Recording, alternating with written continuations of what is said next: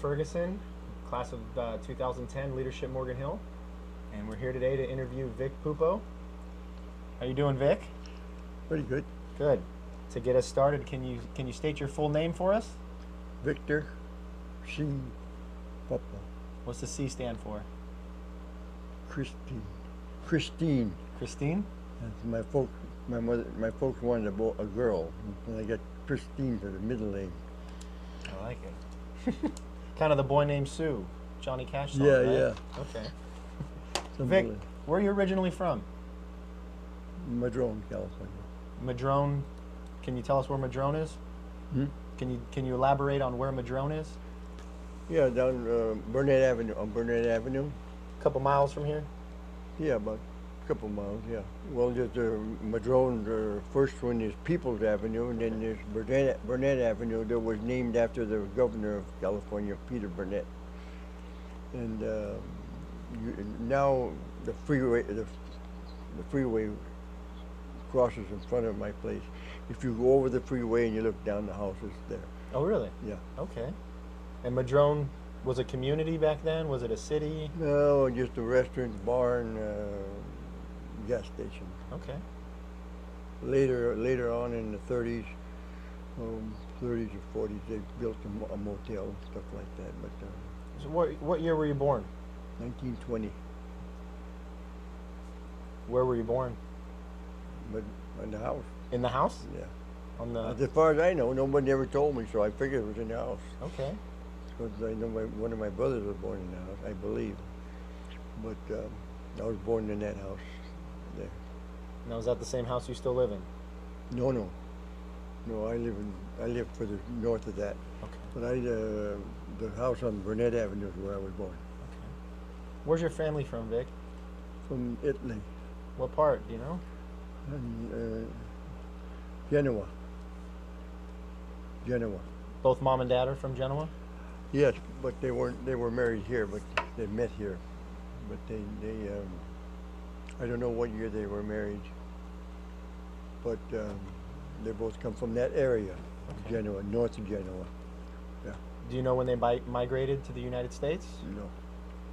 No, I don't. What did your parents do for a living? Farming. Farmers? How about yourself? Hmm?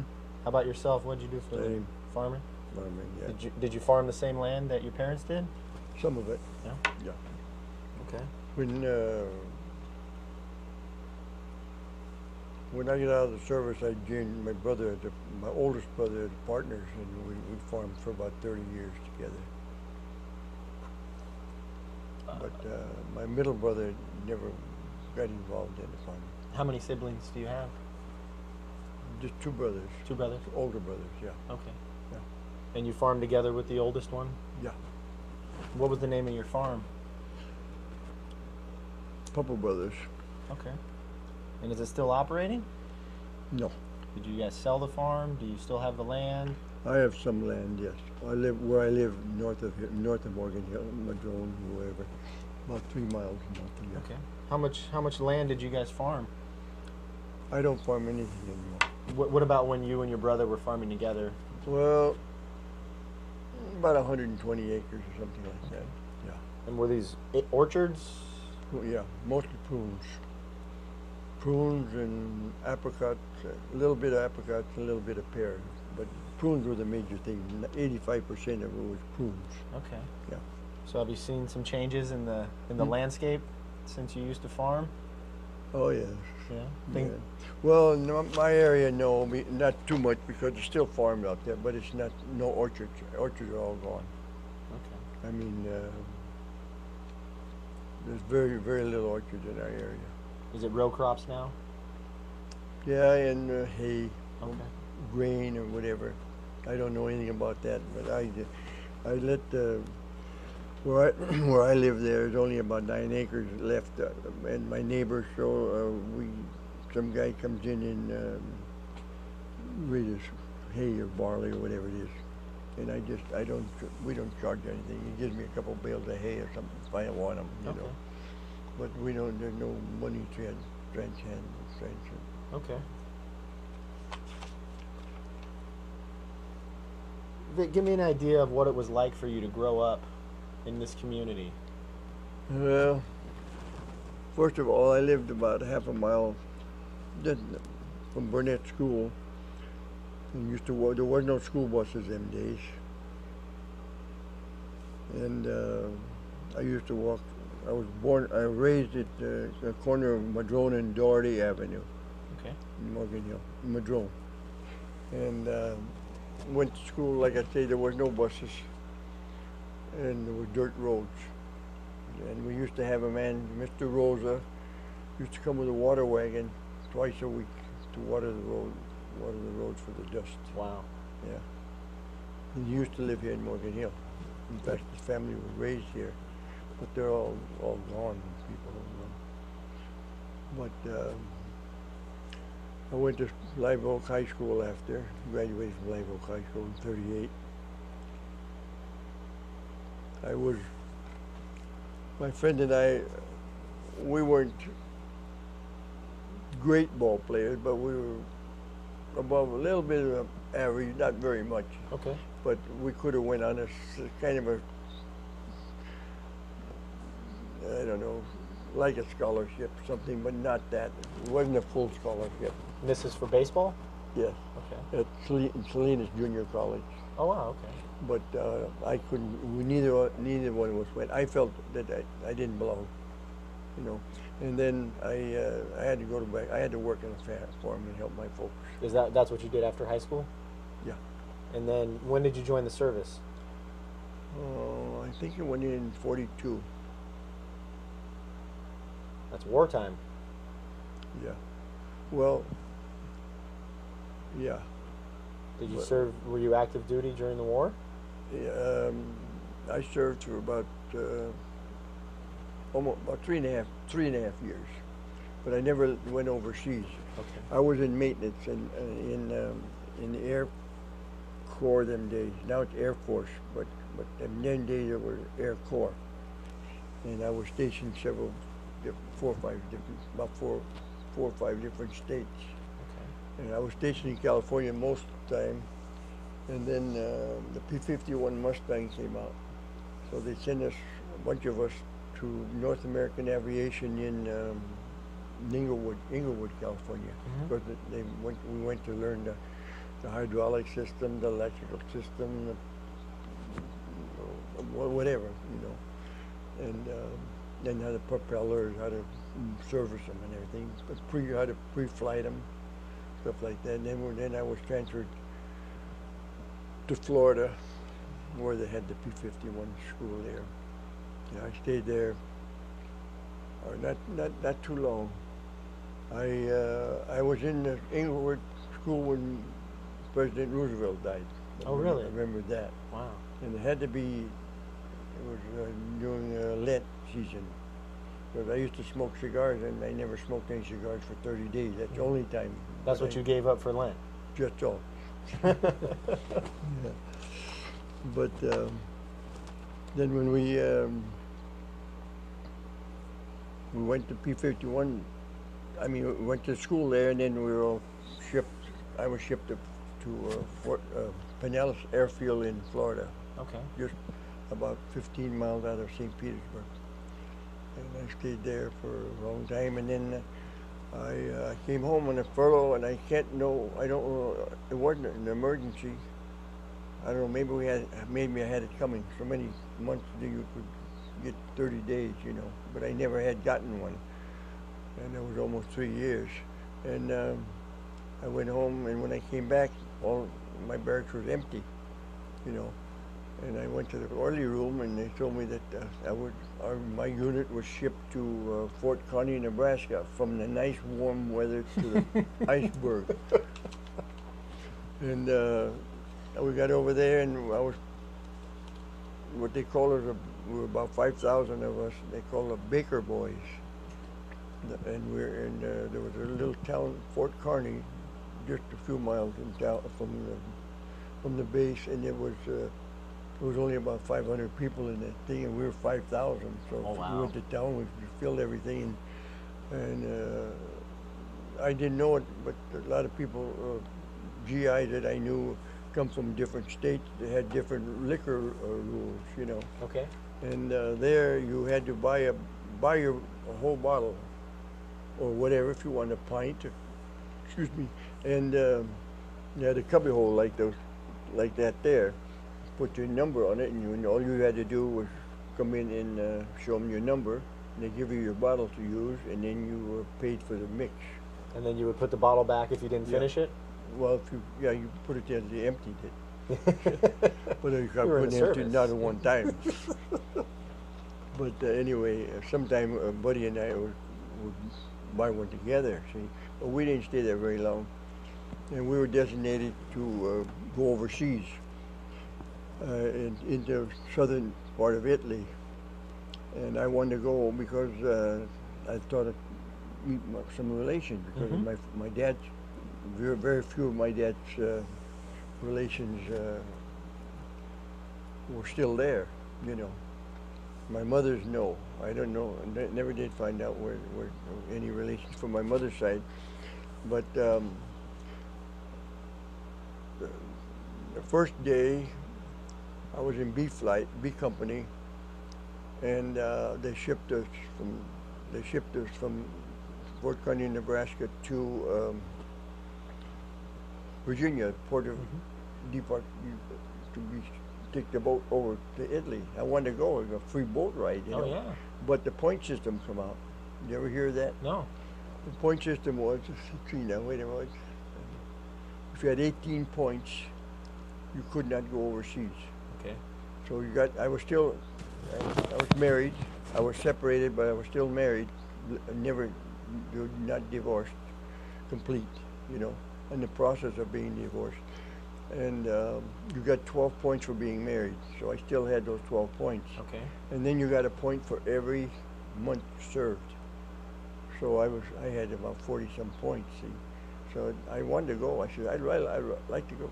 No way.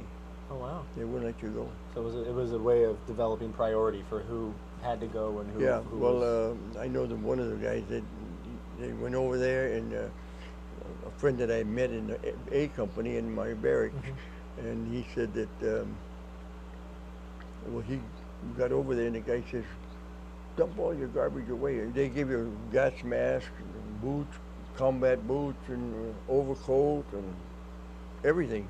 You know, the gas mask especially. And anyway, the Sounds guy terrifying. said, you said, dump that stuff and fill it up with chewing gum or cigarettes or silk stockings, something like that, and you make a fortune over there. Well, anyway, he didn't do it, but one of the other guys did, and when he got on the boat, why the guy wanted to check the bag, and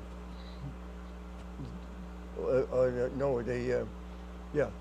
And some of them did that, and the point system come out, so they got him off the boat, and they had all this stuff. Oh, man. And he was broke. Never got to sell it. No.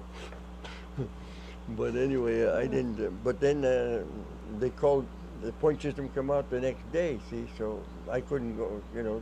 Okay. If the point system wouldn't have come out, I would have probably gone overseas. Did you ever make it to Italy on No. your own, on your leisure time? Yes, I went there in 1980. Okay. My wife and I, and did you know the Swery brothers had owned this complex here? I don't think so, no. Well, here's my wife and his wife. We're all the best friends. Okay. He's still alive. He lives in Lake Havasu. Oh, Yeah. Arizona. Okay. But So then we get back from service. Yeah. Then How did your service benefit you, do you think, in your career, in your life? Not a hell of not very No? much. Not very much. Did you already have, I had it relatively easy in the service. did you have a pretty good work ethic already, having grown up on a farm? Did you have good work ethic from being on the farm?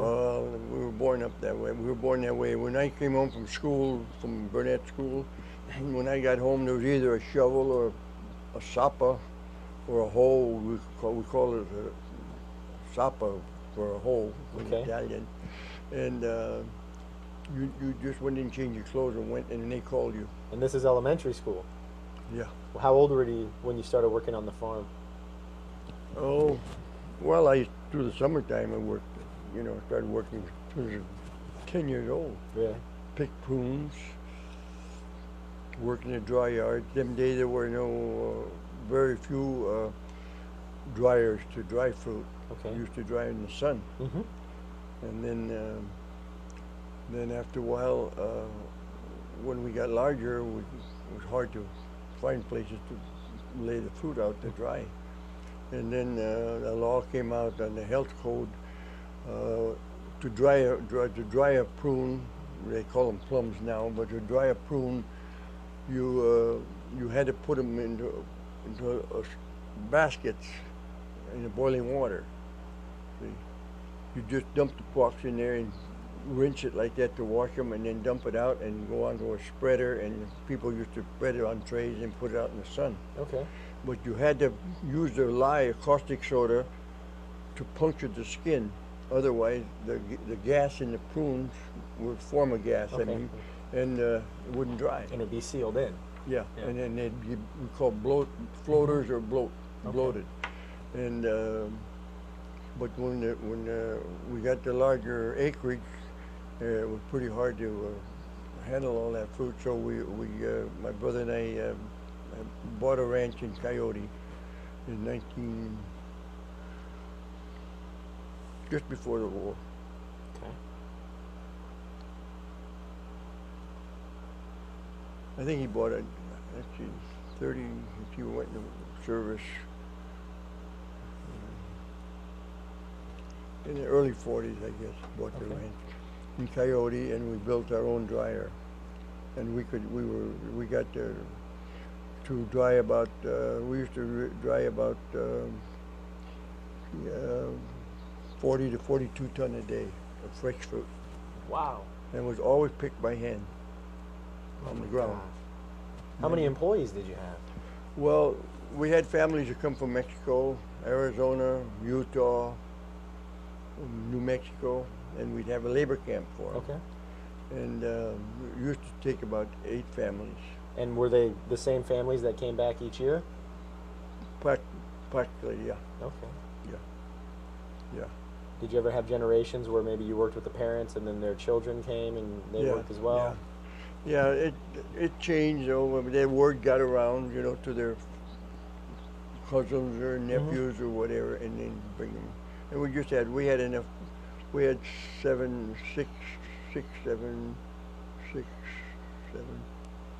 8 different units for them to stay in. You furnish them water and the heat and electricity and stuff like that. But they were only here for maybe 6 weeks out of the year. During the picking season? They'd go somewhere else and work, because the harvest of prunes, them days was over at the end of September, like that. But a lot of those kids never went to school anyway. I don't know. Yeah. I don't know what happened to them. Okay. Well, but you had good people, but biggest 99% of them were good people. We always had some bad apples in there once in a while, caused some trouble, but they were pretty good. Give me some idea, Vic, what the cost of living was like when you were growing up. Well, it was very minimum, but so was your wages. Yeah. But I went to work, the first time I went to work for 10 cents an hour. Wow. Suckering vineyard. What year was that? Do you remember? About 1935. And what kind of work was it? Suckering vineyard. What it is I still do it, but I mean you went out in the vineyard in just about now or earlier, and you remove the shoots that came out in the vineyard didn't have any grapes on them. We call them suckers because they used to suck the sap out of the trees. So you take those off and leave the ones with the grape on them. Okay. You know, they're called suckering. And I don't know, I imagine that maybe these machine pick deals that they have now, you know, they pick the grape with a machine. I don't know whether, I don't think they do that suckering, because if you've got 100, 500 acres and you put the guys to work in there, because suckering takes time. Okay. But I was getting 10 cents an hour, and they had a winery there, an abandoned winery there at this place where the vineyard, it was one of my neighbor's property. And he told me, I'll give you the job, but I don't want you to go in that building. He should have never told me that. Naturally, that's where you wanted to So go. I went in the vineyard. And he was never around, but when I walked out of there, only one time he was out there, and he said, "You're fired." Really? Oh yeah, I had $1.70 coming, he wouldn't pay me. I had 17 hours, because I used to do 2 or 3 hours after school or something like that. And his sister finally made him give me $1.70. But that was So what was in the building? huh? What was in the building? Oh, if you guys talk about history, if you could see that, well, cobwebs were just so thick. But it had old barrels, wine barrels, a crusher, and where they used to dump from the outside up on the ground level, they had you dump the grapes and come down into the crusher, into these holding tanks, see? Fermenting tanks, you call them. And those fermenting tanks could be any size, you know, nothing smaller than, I'd say, 200 gallon, 250 gallon puncheon. We used to call them puncheons. Why, I don't know. And you would let the grape ferment in there. And if you wanted white wine, you would draw as soon as you finish crushing, you draw the juice out of there and make the white wine. And if you then you would leave the skins and the residue and the grappa Okay. inside, and then you get the red wine. Okay. Yeah, but we didn't. My dad used to make wine at home, you know, because now I don't know. I think the law still says that you're entitled to 250 gallons of wine. You could make 250 gallons or have 250 gallons of wine for medical purposes. Without needing a license or right. The ABC. Okay. But my dad, before that, before I was born in 1917 or something like that, 1918, he some nosy neighbor turned him in. Really? Because he was bootlegging. See, he had people to come from San Francisco. They'd come with usually come with them. They didn't have vans. You had pickups, and they'd come and they'd have these barrels in there, and then they'd cover them with bales of straw or hay, you know, from San Francisco, tavern owners in San Francisco. Really? And they were my dad was getting 50 cents an hour, a gallon for it. Wow. And that was good money. Beats 10 cents an hour. Yeah, but anyway, my dad went to Superior Court in San Francisco, and my older brother gave me those papers, and I searched all over. I can't find them, but they're there somewhere. So he got charged. He got charged with bootlegging. Oh yeah. And did he get convicted? Did he actually have to? I can't remember. Evidently, they poured all the wine out, let it run down Burnett Avenue, you know. And my cousin was there, and he went over there with a little cup and took a little bit. But so this was in the 20s. You were pretty young then. You probably don't. No, remember it was before I was born. Oh, it was before you were born. Yeah, about 1917. Oh, okay. 18 on there. I don't know how. It was before I was born. Wow. Because I only lived there until I was about 2 years old, and then my dad sold the ranch, and moved to San Jose, and he was looking for property in our area, and he found this place where I was raised. Okay. I think we moved there in 1923, and I stayed until I got married and went in the service. Yeah. When But did you get married? Hmm? How old were you when you got married? 22. Yeah. How about children? Did you have children? Not from my first marriage, no. No. No. We got a very agreeable divorce. I mean, there was no problem with that. But then I remarried in 47. And I was married to my wife 56 years, I guess. Yeah. She passed away. She passed away 6 years ago. Oh, I'm sorry to hear that, but congratulations. That's a fabulous marriage. Congratulations. Yeah, a good woman. Yeah? Too good for me. I wasn't very good. We had a son and a daughter and a son. How did you two meet? How did you and your wife meet? Well, years ago, on Santa Teresa now, used to be Orchard Avenue. Okay. And there's people, Spanish people, not Mexican people, but there were Spanish people from Santa Clara. Because Santa Clara used to have a lot of Spanish and Portuguese people. And this man, Manuel Moreno, bought a 10-acre orchard and had a son by the name of John and two daughters, Mary and Ann. And I used to run into Morgan Hill to the pool hall. In them days there was no beer or anything like that. It was knee-high soda. You ever hear of knee-high soda? No. Oh, that was very popular. There was strawberry, raspberry, lime, orange, and something else. I don't know, but root beer. Okay. But then he was a good pool player, and he'd like to go, but and then he'd have to get up at 5 o'clock in the morning because his dad was a superintendent of a winery in San Jose, and he had to get up at 5 o'clock because he had to be to work at 6. And he don't let me go anymore. I got to get up at, we get home at 10 o'clock, 10, 11, 10:30, and his dad would chew him off real bad. Dad was a strict man, but a very honest, hard work. He knew hard work all his life. He came over here, and his father passed away when he was 20-some years old, and he had to raise he was the oldest, and he had the oldest son anyway, and he had to raise the family. So anyway, with John,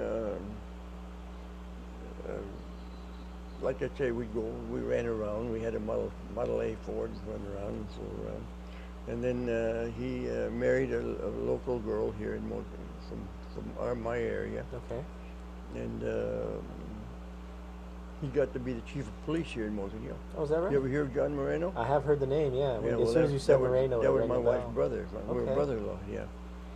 But he died, and the younger sister died, and my wife died within a period of 2 years. Oh, wow. All three of them died.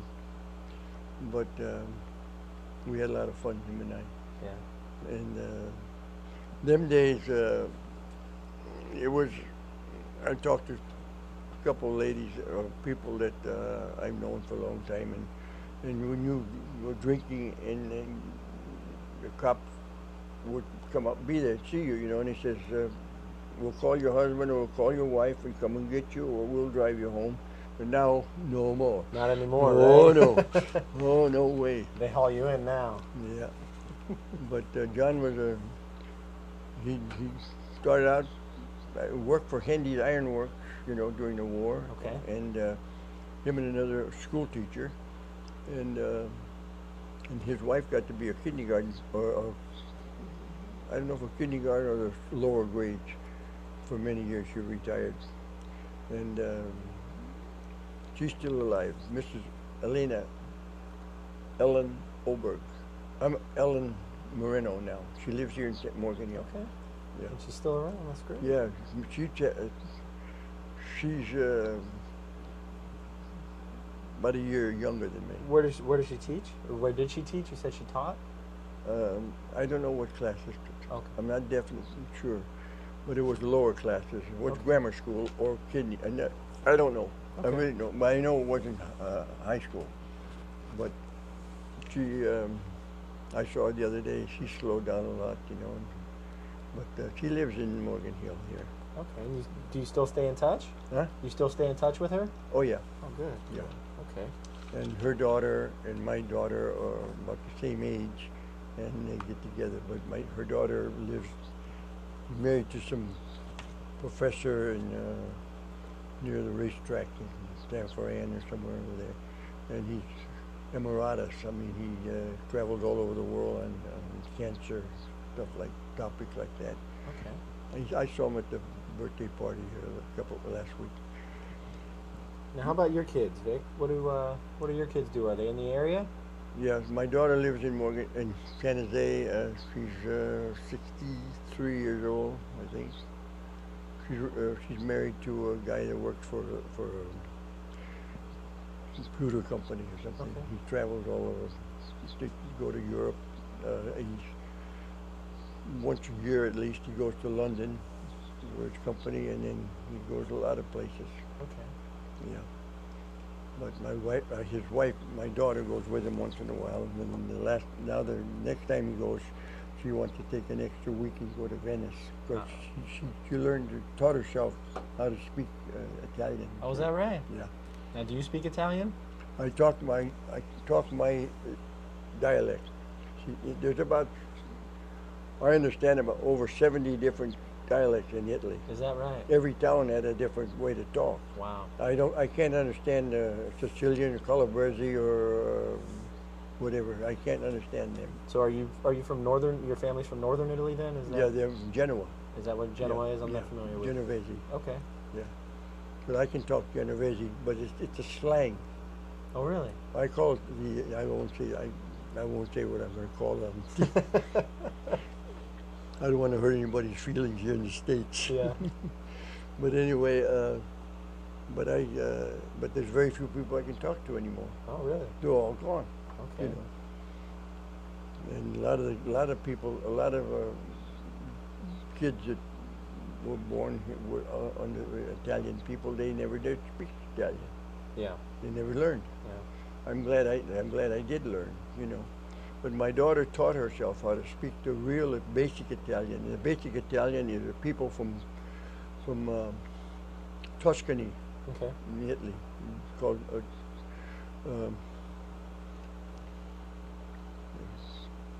don't know. Toscanos. Mm-hmm. That they have the basic Italian language, Okay. and it's a beautiful language. I love to hear my daughter talk. We can talk. I can get You by. can communicate? Yeah, but some of the words I haven't heard for a long time. Yeah. But she picked it up real good. But they're going there maybe this coming year, maybe this year or next year for sure. They're going and they go to Venice. Okay. And she went over and bought a big when you buy a vase, if it's over $100, cheap vases are vase. Mm-hmm. But when you buy a higher price, it's a vase. Ah, Vase. of course.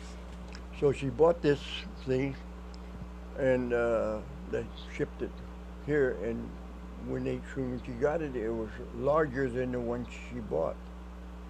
So she called the manager. She got to be real friendly with him, and he says, "You sent the wrong vase, vase or whatever." I don't know why the hell you say it in Italian. But anyway, he says, "No, you know, when we went to pack the one you picked, had a chip in it." And I said, "I know you wouldn't be approving of it. Or you keep that. There's no charge." Oh, wow. It was a much larger one. It's a beautiful vase. Yeah. But she's going back again because over in Venice, that's an adventure just to go to that. Oh, I'm sure. Yeah. I'm sure. Because they've got where these glass shops. You go in these rooms, and all this real expensive glass. What do you call it? Waterford, not. Oh, Waterford crystal? Crystal. Yeah. That's what I'm saying. Crystal. Every room you went into is a different shade. There'll be a pink colored Oh, wow. one, a Okay. green, Yeah. or blue, or red, or bright, But every room had just that color in that building. It was a very, very wonderful experience to see that. Yeah. Yeah. Yeah. We stayed in Venice a couple nights in Venice, and right by where the Sistine Chapel and everything. Did you see any of your family? Not the Sistine Chapel, but what? Did you see any of your family, your parents' family, when you were in Italy? No. No. No. I take it back. I went with the people who used to own this store. Was the Squarey brothers, Okay. Bob and Joe Squarey. And Bob was the youngest, and he's about 70 now, I guess. Him and his wife and my wife went to Italy in 1980, and we went there. He was from Piemonte, but a different area in Piemonte, Piemontese. My folks were Genovese, but we went up to his place, and he had cousins there, and he went to the city hall there or wherever, and got a transcript of his grandfather and grandmother's marriage. Oh, wow. But he come home and they all faded. Really? Yeah, he faded. It was on paper, real thin paper, and it faded. Oh, He was strange. very disappointed with it. But we went to Genoa, and we went into the country, and we stopped at a service station and asked if they knew the Puppo family. And this little kid there with a scooter, with a little motorized scooter. I know where they live. Follow me. So he took us right to my cousin. Is that right? Yeah. Oh, wow. Yeah. I wanted to come back, and he started to cry when I left. He says, "I'll come back tomorrow." I knew I wasn't coming back tomorrow because we were on schedule. See, so many days here, so many days there. They had it all mapped out, and I wish I could have gone back, but my dad's nephews, my cousins, two sets of brothers came here. Okay. In early part of the century. And two of them ended up in Colma. You know what Colma is? I've heard of it. Yeah. Lower southern San Francisco. Okay. Oh, yes, yes. Yeah. The big cemetery there. Mhm. Yeah. And the two of them lived there. No, let's see. Three of them lived over there, and one brother worked on the Radio Family where the school is, Sobrato. He went there as a houseboy for Mr. Radio's mother and dad. So and he was there for over 30, maybe 35 years. Wow. And then when they told me they didn't need him anymore, and he stayed with my folks for a couple of years. And when my dad died, my mother says, I'm not washing any man's other clothes and stuff like that. So he went back to Italy. Wow. But other than that, not much more. We raised prunes for a long time. We used to harvest about around the average of about 1,200 ton of prunes. That's incredible. Well, yeah, By we hand. weren't big, but we weren't small. Yeah. But the Christopher brothers were the biggest growers in our area. Is that the Gilroy Christopher No. family? Or? Well, that's a nephew. Okay. That's a nephew. There was 4 Christopher brothers, and 3 of them were in the ranching. Okay.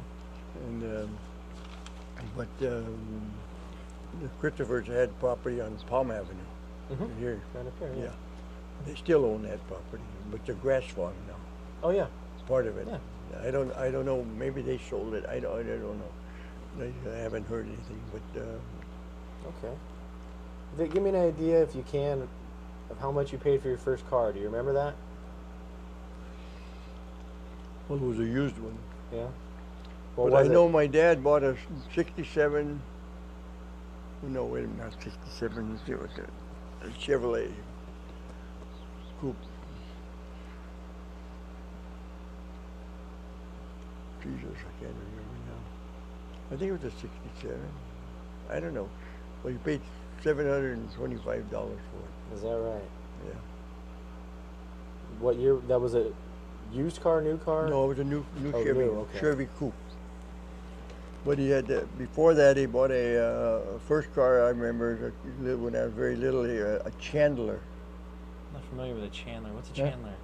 Hmm? What's a Chandler?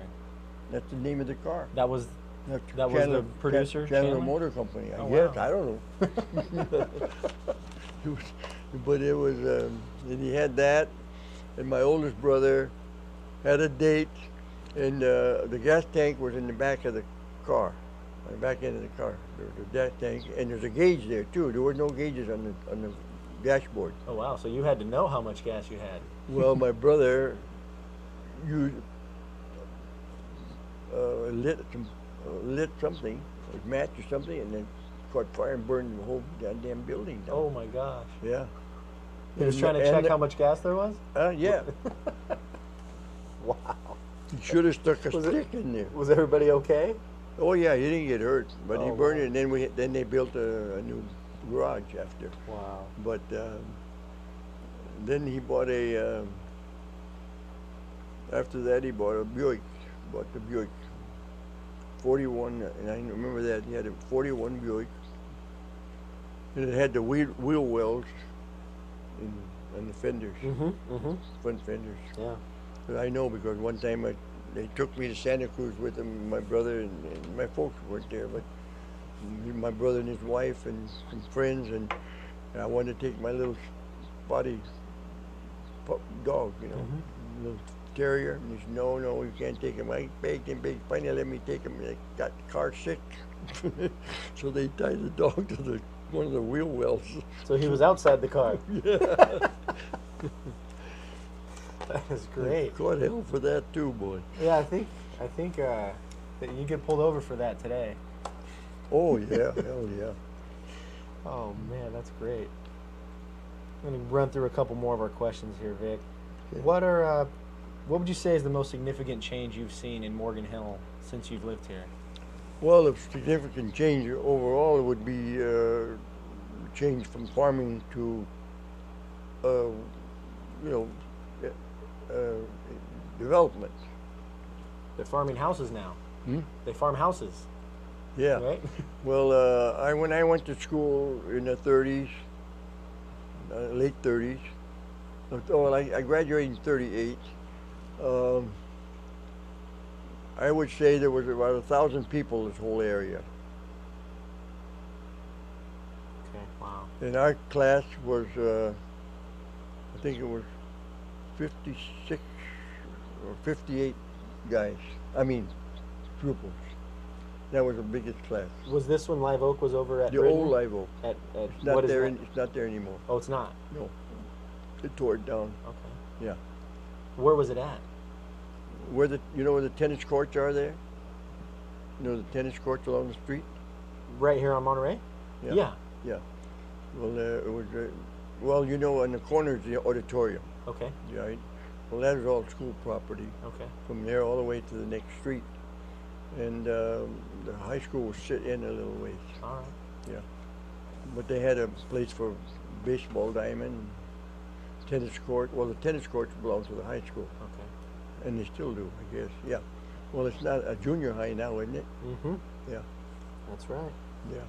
Now, in terms of this area becoming more developed and changing from agricultural to more of a community, or I would call it a bedroom community. Do Well, you have an opinion on that, on whether that's good, Well, bad? being a farmer all my life, that's all I understood. Mhm. That's all I know. I mean, I don't say I was an expert, but I mean, I had a lot of experience and a lot of knowledge, a lot of heartbreaks, and a lot of good years and bad years. Mm-hmm.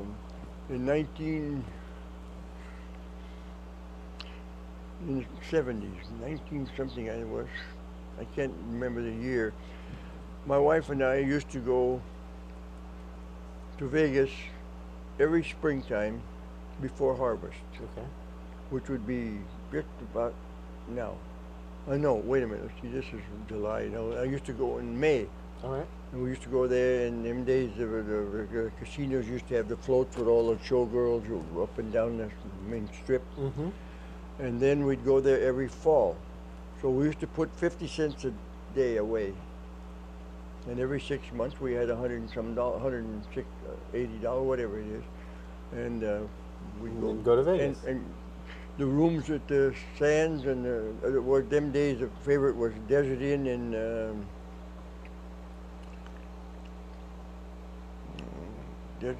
the Sahara. Okay. And the rooms were $12, $14, and $16. Wow. Imagine that. You could go to a show, any top show, have 2 steak sandwiches, steak dinners, Mm-hmm. and I don't think much of it, I don't know, maybe a drink or two because we didn't drink that much, but anyway, for $30. Wow. Now you have to tip the guy $20 to get a seat. Yeah, no kidding. Times have changed. Yeah. Yeah. But so does it make you sad a little bit to see the farming or the agricultural community being diminished? Yeah. Of course, I wouldn't be able to be in it anyway. Mm-hmm. I wouldn't want to be in it. But And your son didn't take over any farming or anything like that? no. My son worked for a little while, but then he got a job and he got married and he had to make it on his way. He worked for us, my brother and I, Okay. on wages. But what really hurt us one time, we owned where I live now about 42 acres, and some of it was bare land and some of it was just a bare land. But across the creek, some guy from some building outfit wanted to know if we could test it, see for gravel, So they came back and said, we'd like to buy, give you so much a month Mm-hmm. for gravel. So we got a 5-year contract, and he gave us $1,000 a month. And about the 3.5 years, he came to me and he said, I can't compete with these bigger outfits. And but he paid us for the 5 years. Oh, wow. He was a very honest man from San Jose.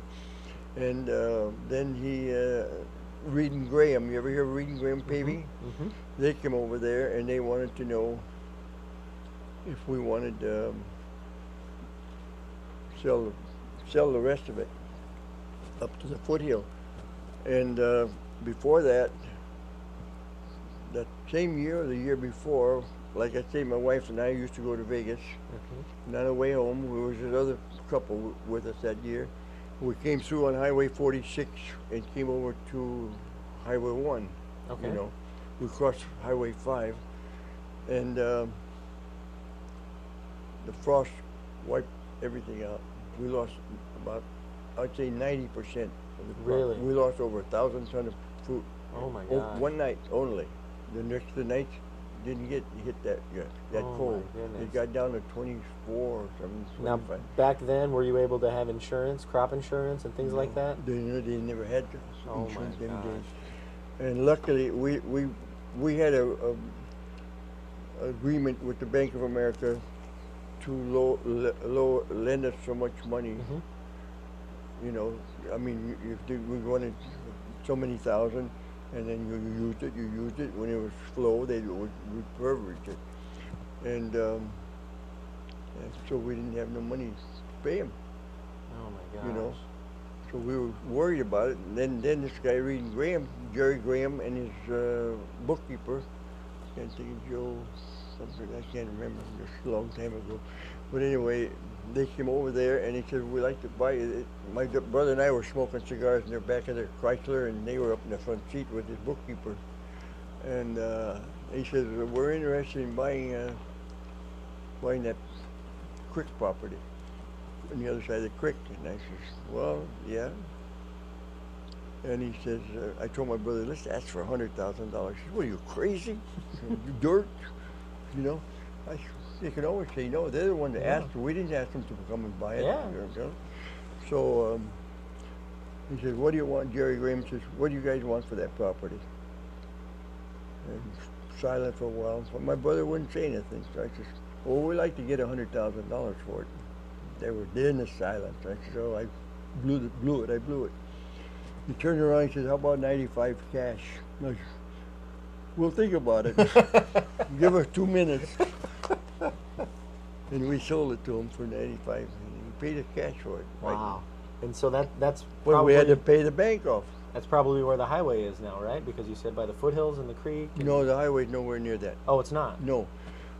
This property was only 600 feet wide, and it went all the way to the canal. You know the canal that comes? Mm-hmm. Well, and that property belongs to the water district, and they down the water district bought all that. Okay. Bought all of it. There was on top of there was an olive grove, wild olives. Only one or two trees out of the whole bunch that had any olives that you could harvest if you wanted to. But but we went to the canal, and there was 6 acres. And when I originally wanted to build there in '47, after when I got married, but we'd have to pave a road. We'd have to pave a road up there. We'd have to get a bridge across the creek. And you got to worry about where you're going to get the water and electricity. And in them days, there's shortage of copper. You know, for you weren't going to get nobody to go there. Now it's right next to it would be right next to the golf course. Oh yeah. See, that property abutted the golf course, but it was only about 7 acres. Well, the county come by, said we want to buy that property. It was 7 acres, and we said we'll give you $3,000 an acre for it. Well, we thought that wasn't very good, but then we talked to other people. Says you better go because they'll take you to court. It's going to cost you for the attorneys and everything. You end up with less. And they'll take it eventually. So we got $21,000 for the damn thing. But before that happened, some guy from San Francisco for Pacific Telephone. Yeah, he come there and he says, "You own property over there?" And I said, where there's olives. We're up. We're going about 60, 80 feet up. Okay. Ridge along there. I said, yeah, well, we said we'd like to put a relay station in there for the trains, and or whatever. I don't know what it was, but anyway, so we said we want to buy 100 square foot, and they give us, I think they give us $4,000 for it, and then they put the bridge in, and they paid the road up there, paved it, and then they abandoned it several years later. But they give us $4,000 for this. And they built you a road. Huh? And they built you a road. Yeah. Nice. Yeah, they carved a hole right up there. But you don't go there anymore. But everything. Then the water district come by. Now let's see, who was it? Park and Recreation. County parks. Yeah. Yeah. And they bought from the middle of the creek, 210 feet each way, and they give us several $1,000s for that too to go to. Is that where the shooting range is then? Pardon? Is that where that shooting range is now? I know that's County Park. No, that way. no, right behind my house. Okay. Yeah, no, this is nowhere near anything. Okay. All right. What, in your mind, would be the biggest disappointment or the biggest highlight that you've seen being a part of the Morgan Hill community? Well, I'd have to think about that.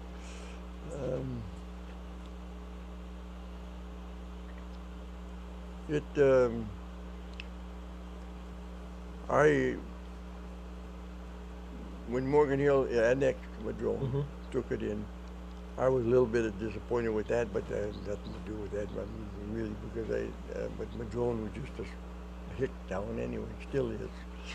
But I was disappointed in a lot of developments that went in, you know, and a lot of prices went high, especially like you take in San Jose, it went sky high for a while. Where all the west side there, you know, where all those big corporations. But we didn't have really any big developers, things. My brother and I bought a piece of property in Morgan Hill, called, I can't think of the name of it, on the west side. It was, I think there was I don't know, 30, 40, I don't know, but it was, the guys coming in from Gilroy and put in the paved, made a street, paved the street, gutters, sewer lines, curbs, and sidewalks for $50,000. Wow. Now they wouldn't even look at you for Oh, no, 50,000. They yeah. want $50,000 just to look at it. But the Wrench company from Gilroy come in and they made a subdivision at Claremont Heights. Okay. Yeah. And we sold it, and they were selling the lots for averaging around $6,000 a lot. And I told my brother, I said, let's keep a couple of them. No, he says, Tom, the real estate man, said, no, you should sell them. So every time that real estate man said something, my brother did it. I said, sure, he sold it. You give him a commission. He gets a commission if it sells, right? And then but he did it with other property too, because we bought other property. We had a little cash. We had some good years, and my brother was, at that time, I considered him wealthy, you know. But my other brother, my middle brother, he never got involved with us. But he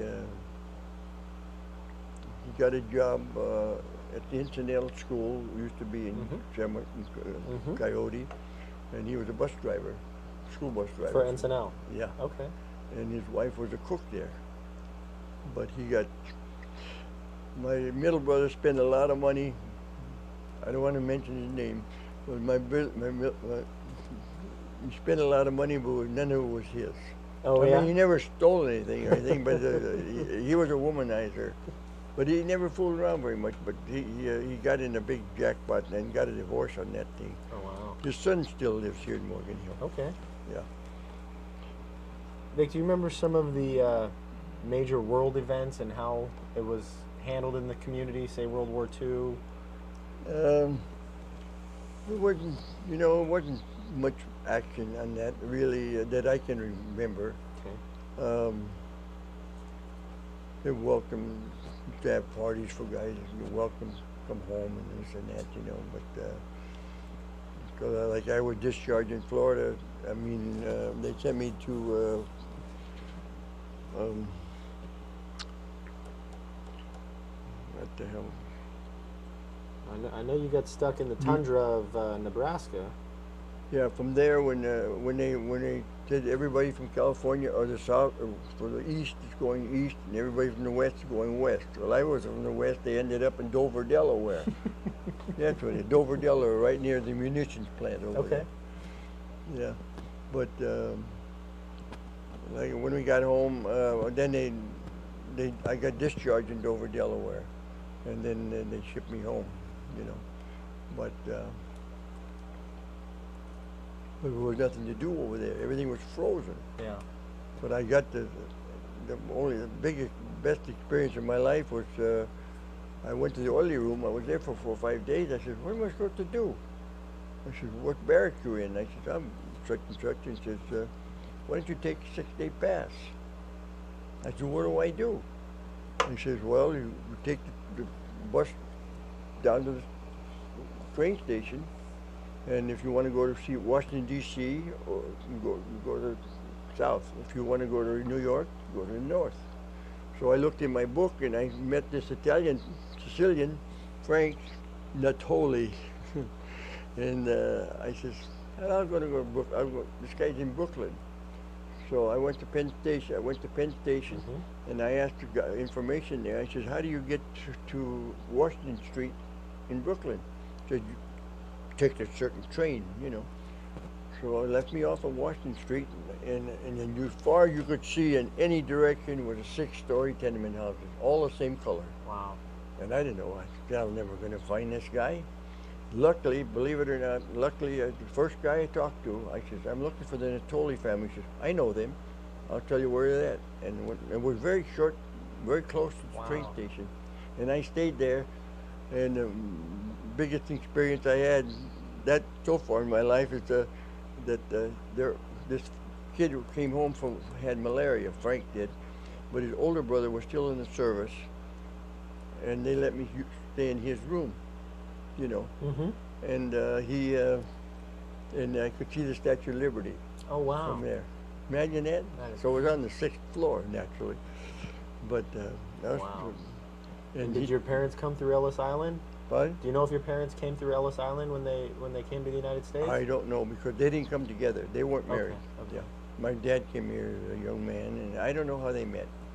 Okay. My mother's family was Casella, Okay. and she had 6 brothers and 2 sisters. She was the oldest of 9 children. Wow. Yeah, and they used to, you know, where tennis. Mm-hmm. All right. Well, as you're coming into town, there's before you get to the Knob Hill over there, Mm-hmm. they used on that corner. They used to have a service station there. Oh, really? Yeah. Oh, wow. Yeah. My grandmother. Well, I never saw a live parent.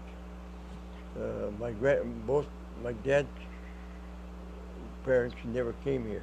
Okay. They never left there. He had one brother go to South America and start some kind of a factory. And my dad came to here, but the other brothers stayed in Italy. Okay. But my mother and folk were here. They lived in Morgan Hill. But I never seen them alive. My mother's dad died before I was born, a couple of years. And then in 1923, I think, or 24, my grandmother died, and I had never seen her before. Oh, okay. And the first time I saw her was in a casket. In them days, a casket was in the living room. Really? Yeah, and everybody's black, you know, dark black. Yeah, that's the only that's the only parent I've ever seen. Really? Isn't that something? Yeah, wow. Now, do you remember the assassination of President Kennedy? Do you remember where you were? Yeah, I was right here in Morgan Hill. There used to be by the name of Billy Bucheister that had a, I don't, Mr. Bucheister. Billy's not, it could have been that, I don't know. Anyway, his daughter, incidentally, married Christopher Garlick, but they divorced years ago. But I didn't know them. But anyway, I was at the Bucheister's delivering some walnuts for he used to hull them, you know, put them through a machine and take the hulls off and then dry the walnuts. And I had the car radio on the pickup, and it said President Kennedy was assassinated. Is that what you were asking me? Yeah. Yeah. And then I told my brother about it. Oh my And goodness. they got it on the TV. Do you remember how the town reacted? Did people come out? Was No, it wasn't. I don't remember anything in particular. Okay. I really don't. But of course, everybody watched the TV and watched that train, and I mean, when Roosevelt died also. Roosevelt died on the Holy Week. Mm-hmm. And that was in. I was in. Where in the hell was I? I was in Inglewood, California. Mm-hmm. Yeah. Yeah. Okay. That's when I didn't smoke for 30 days. So, we're getting close to the end, Vic. We're going to let you go here soon, but I got a few more for you, okay? Okay. Can you tell me what is the best story you can think of about Morgan Hill, about this community? Well, I don't know, but I want to go back a few years, okay? Okay. Did you know that they used to steal chickens here? No. No? Who used to steal chickens? Whoever was hungry, I guess. That's I'm talking about depression. Really? Yeah. Oh, they hit the chicken ranches bad. Really? At nighttime. They used to steal them at nighttime. And finally my neighbors, they said, we're going to, this guy, Mr. Sieben and Sam, his brother-in-law, fixed a little place in the chicken house, and they stayed in there, slept on the cots in there, and the guys come there. Wow. And they caught them. So they had to stay in the chicken houses to catch the thief? Yeah. Wow. Because they come there with sacks, you know, and if they didn't kill the chicken, they got them live, you know, they couldn't pay the well, say mother could go like this, you should ring, kill him. My dad wouldn't try the blood. But anyway, they brought him out, and one guy stood the two guys out in the street between the buildings, and the other one went to call the constable. Them day we didn't have a sheriff's office, we had a constable. Okay. City constable. And so there was a man and his son, and the son, they were from Gilroy, and the young guy took off. And they both, I understand, he shot at one of them and hit him with a shotgun in the leg. He didn't want to kill him, but anyway, he shot one of them, and the old man stopped. So he must have seen it when they shot. But this kid ran during the night. He ran all the way from here, from where I live over there, on Doherty Avenue, all the way to Gilroy. Oh, and when he got there, the cops were waiting for him. The old man told him where he lived. See? They made the old man tell him where he lived.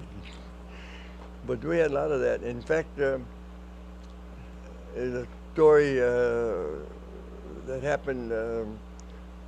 They were stealing dried fruit from anything that was worth anything. Yeah. They were stealing the dried fruit from the dry yard. That was before we had dehydrators. So my brother and this guy that I went to my birthday party, and he's about 93 or 94 years old, maybe about 93, 94. And they said, well, it was after the harvest, and we had hundreds of trays out there drying, you know, and some of them were stacked up. When you dried, you stacked them up, so many, 20 or 24, and then you went and you put them on the sawhorses, and you sorted the bad stuff out, and then you put them in boxes, and or when you sold it, you used to sack the prunes. Okay. You know? There were no bins those days. And so he said, well, we're going to put you and Hank to watch the place. Now, this is a true story, and I've got him as a proof because he's the only guy alive that knows about this. Because we talked about it, we laughed about it the other day. But anyway, I used to have a cap with a snap on it, and he gave me, my brother was hauling a load of grapes to San Mateo somewhere, you know, with an old Kleiber truck. And he says, I want to come back. When I come back, I want to pick up my car and go home, because he lived about a mile or so, about a mile.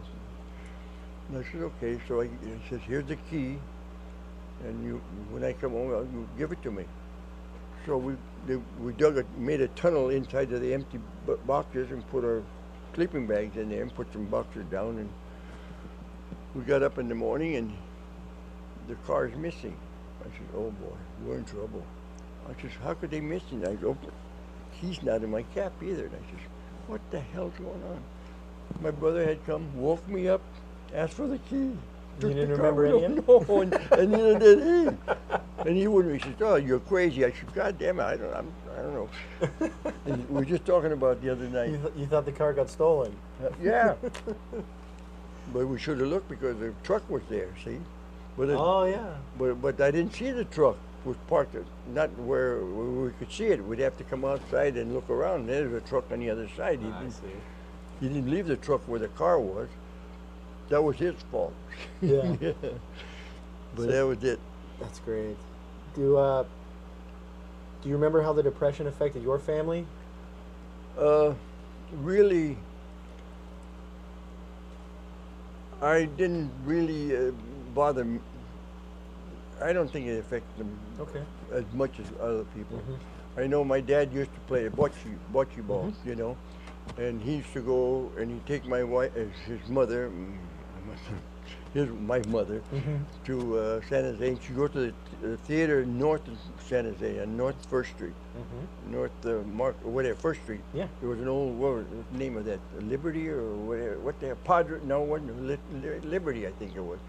Anyway, she loved movies, and he'd go play bocce ball at where Spaghetti Factory's at now. Yeah. That used to be a blacksmith shop. Oh, okay. Yeah, and there was a bocce ball court in there before. The blacksmith, and across the street there, and across the street from the bocce ball, from the factory, was a place called Rosas. I don't know, but was Italian food there, Okay. and a bocce ball court. That's where my dad used So that's to where play. Dad would hang out while Yeah. while your mom watched the movies. Yeah. Okay. And so, but my dad was a very hard worker, but I remember him telling me he used to pick up a guy in Edenvale, just across from the Frontier Villages now, okay. and he had a prune orchard in there, and he was losing it on the depression.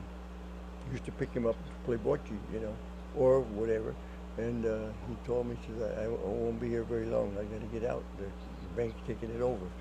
So then. Before I went into service, my future brother-in-law told me, let's see if we can rent some of these properties, because they let the people that lost the property, they let them live there and just maintain it. Okay. They didn't charge them anything. They couldn't even pay the tax. The people couldn't even pay the property tax.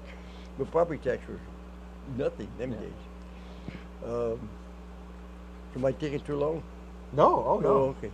So anyway, him and my brother-in-law and I, future brother-in-law, he married my wife's sister, and Moreno's younger sister, Annie.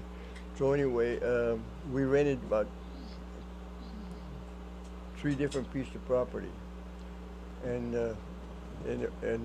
Bank of America there was only a bank around them. There was a Bank of Italy, and then it went to Bank of America.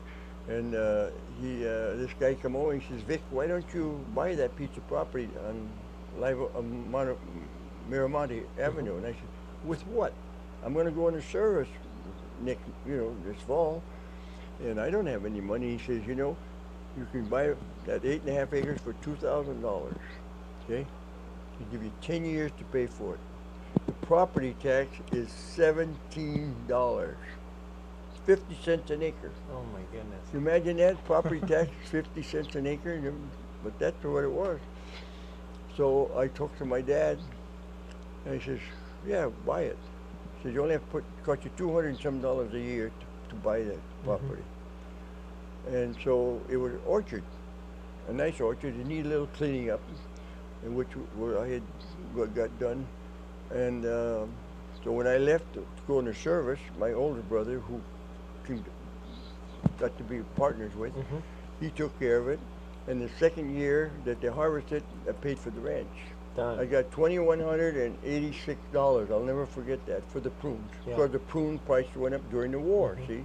Because before, prunes got down to for a ton of dried prunes would be $20 for a ton of dried prunes.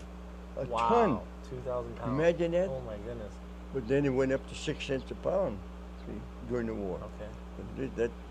And I got $2,163 and something. I couldn't believe it. You Paid off the it ranch? all off, yeah. Oh, that's great. Now that same property, I pulled the orchard out because there's no place to dry your fruit anymore. I pulled the orchard out several years ago, and for one reason, I had another reason, but I don't know if I'll bring that up. Yeah.